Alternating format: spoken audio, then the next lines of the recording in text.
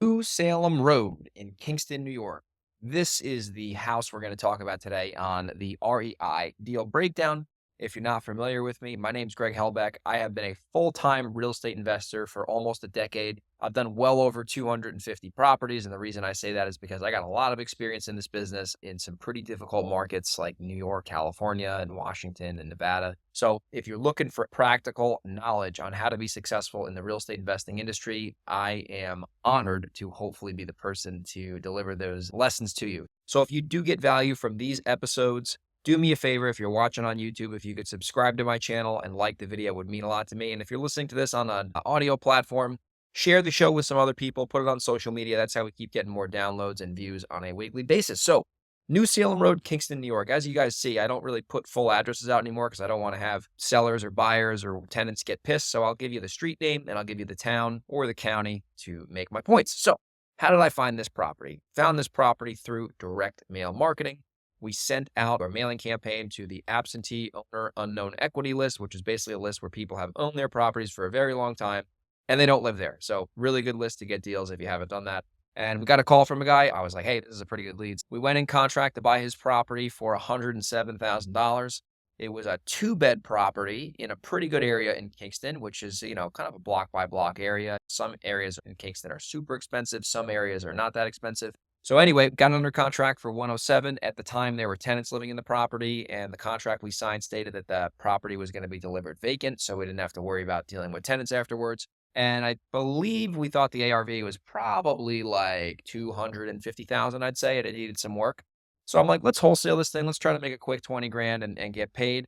So that's exactly what we did. I put it out to my buyers list, and one of my good buyers reached out and he said, I'll take it. And we sent him an assignment agreement for $20,000. And the deal had some hiccups because there was some title issues with a trust and a deed. So it took probably about 60-ish, 65 days to close because there was a title challenge.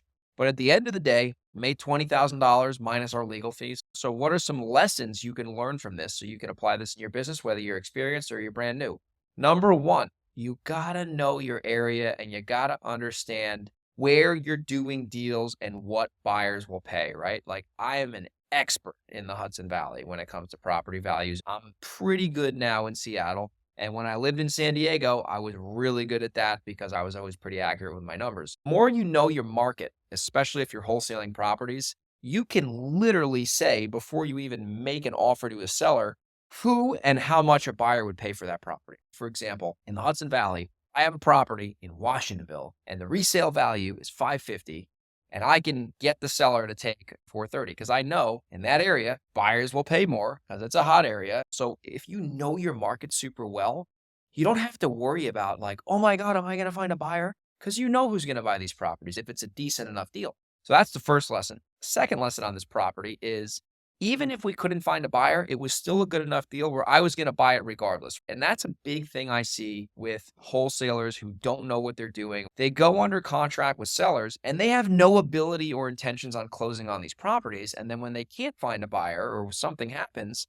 all of a sudden it turns into a circus because the seller thinks they're selling the house, they're moved out, they're expecting the money, and then all of a sudden the wholesaler has to cancel the contract and everyone's pissed off. So when you're wholesaling houses and you want to do it at a high level, there's two things. Number one, be prepared to close if you can't find a buyer, if the deal makes sense, or if the deal doesn't make sense, get it at a better number that would allow you to close. Number two, if you're really not going to buy it regardless for whatever reason, by the way, call me if you don't want to do that, I'll buy it. Tell the seller what you're doing. Be transparent. Now, in this case, we were going to buy it no matter what. So we told the seller we were going to wholesale or not, didn't matter because at the end of the day, the guy was getting his house sold. So whether we assigned it or not, didn't matter.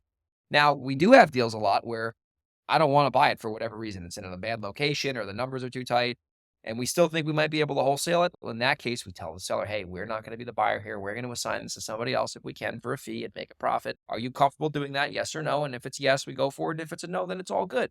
We live to see another day.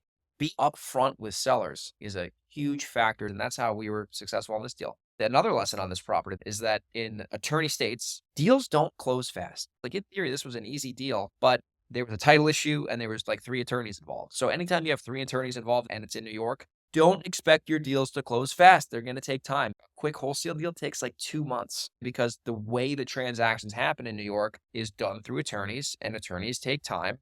And then you got title companies, you got all these people involved in these deals. So when you have that, there's a reason I'm in multiple markets, not because it sounds cool. It's because if I'm not in multiple markets, my cash flow gets eaten up with the long sales cycles in New York. So if you're in New York, my advice for you is to literally go into another market just to keep your cash flow at bay. Because if you can wholesale in another market and get paid in 21 to 30 days consistently, you can use that cash to pay for your overhead. And then all the deals you do in New York are basically free. So that's what we do. Hopefully that's a little writer downer if you're in New York.